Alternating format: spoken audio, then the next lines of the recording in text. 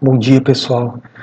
Hoje eu vou falar um pouco com vocês sobre o que é o xadrez. Até porque é importante saber o que é uma coisa, né? Como diria Aristóteles, uma coisa é uma coisa, outra coisa é outra coisa.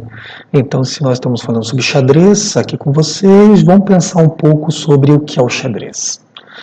Uma das definições mais conhecidas sobre o xadrez é a de José Raul Capablanca, em sua obra Lições Elementares de Xadrez, e nessa obra Capablanca vai dizer que o xadrez é algo mais que um jogo, é uma diversão intelectual que tem algo de arte e muito de ciência.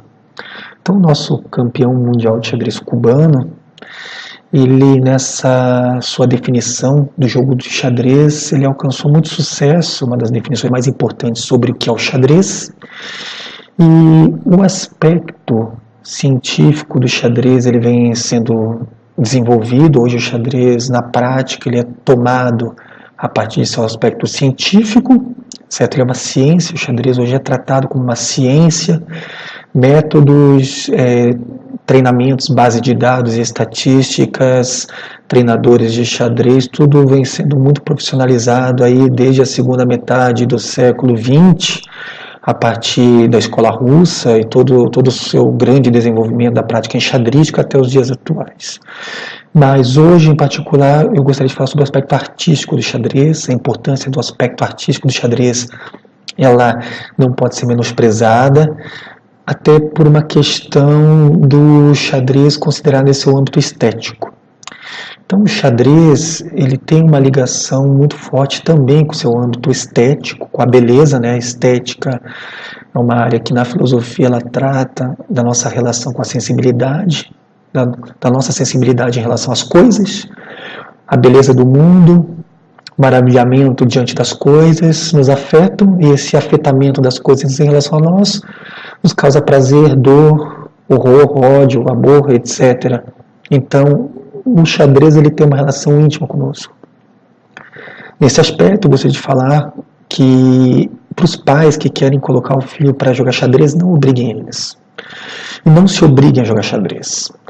O impulso originário do xadrez, assim como o impulso filosófico, ele é um maravilhamento. Aristóteles, por exemplo, diz que a filosofia nasce com o assombro, com a nossa perplexidade em relação às coisas. E o xadrez ele tem a capacidade de nos deixar assim perplexos. Então é a partir da nossa perplexidade com as coisas do mundo, com a beleza das coisas, com a dificuldade em entendê-las, que nós nos iniciamos muitas vezes nos jogos. Porque essa história que sem vontade, querer obrigar as pessoas a fazer as coisas sem vontade, isso não é muito adequado. E nós somos seres competitivos. Nós temos um aspecto competitivo também em nossa natureza, é por isso que nós assistimos jogos de futebol, participamos de competições, agora temos as Olimpíadas aqui no Brasil, né? Então, por exemplo, eu quando assisto um jogo do Vasco, o Vasco, por exemplo, chega a ganhar do Flamengo, eu fico feliz, eu sinto prazer. E nós temos esse aspecto da sensibilidade, da nossa afetação. Então, por exemplo, nós temos Heráclito de Éfeso, e ele, em seu aforismo 85, por exemplo, ele diz: lutar contra o coração é difícil, pois o que ele quer compra-se a preço de alma, certo? Então, o que Heráclito está dizendo nessa máxima, né? Heráclito, filósofo pré-socrático, filósofo importante da tradição filosófica ocidental, está enfatizando que nós precisamos ter prazer nas coisas. E o xadrez, ele segue essa perspectiva, assim como a filosofia. Então, depois, quando Aristóteles vai falar que a filosofia nasce do assombro, certo? Quando é enfatizada essa importância da nossa perplexidade em relação às coisas, eu sugiro que aqueles que estão iniciando-se na prática do xadrez vejam o xadrez sob esse aspecto da perplexidade, do mistério, entende? Porque o xadrez, ele é, por exemplo, muito parecido com o pôquer, né?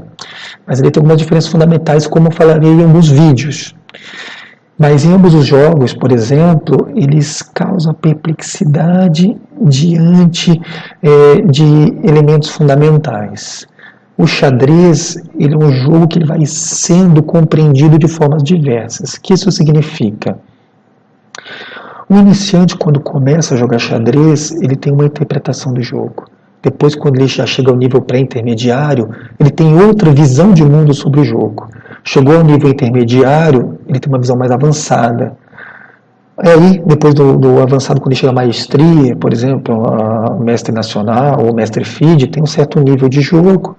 E a partir daí, grande mestre e os super grande mestres, por exemplo, com certeza tem um aprofundamento de jogo em sua prática, que é diferente daquele dos outros níveis. Então, isso significa que o xadrez ele é algo que sempre vai sendo aprofundado. E esse aprofundamento, ele se refere a um âmbito reflexivo, ao âmbito ao qual nós temos a interpretação das coisas. É um mesmo objeto que pode ser interpretado de formas distintas e diferentes. É por isso que é necessário, para aquele que se dedica ao jogo de xadrez, em um primeiro momento, basear-se em seu aspecto artístico, que é a dica do Capablanca, que é a obra de Capablanca, fica aqui a dica também para vocês lerem. Então, começando o jogo de xadrez, lições elementares de xadrez. José Raul Capablanca, grande campeão cubano. Então, para aqueles que estão iniciando agora no xadrez, eu sugiro que leiam a obra do Capablanca. E fica aqui a sugestão de trabalhar no xadrez com prazer, certo? Criem um ciclo de amigos, joguem na internet e abordem o xadrez de um modo prazeroso. Para aqueles que estão levando seus filhos para o jogo de xadrez, tenham essa perspectiva. Eu tenho colegas que traumatizaram seus filhos tentando obrigá-los a jogar xadrez, não é o caso. Nenhum dos meus irmãos quis seguir na prática do xadrez, então eu nem tentei obrigá-los, mas também não tive sucesso em iniciá-los no xadrez. E seria isso, a dica é observar o xadrez a partir de sua beleza, ok? Para aqueles que estão iniciando. Um abraço, um sucesso.